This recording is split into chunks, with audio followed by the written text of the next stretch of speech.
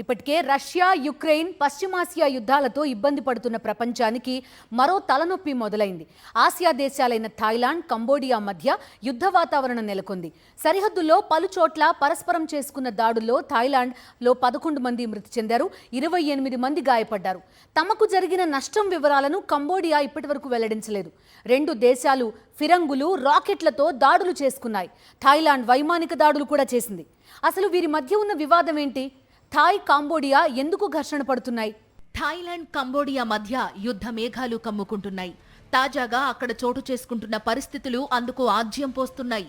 ఇరు దేశాల మధ్య సైనిక ఘర్షణలు శుక్రవారం కూడా కొనసాగాయి.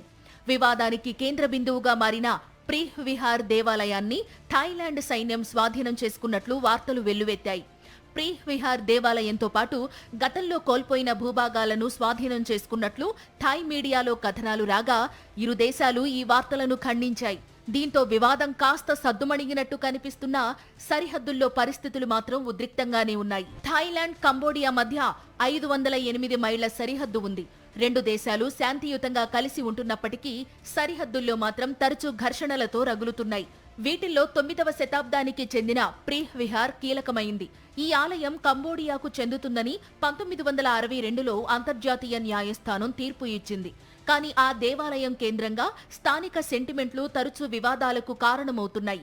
కంబోడియా విజ్ఞప్తి మేరకు 2008లో ఈ ఆలయాన్ని యునెస్కో ప్రపంచ వారసత్వ సంపదగా గుర్తించింది.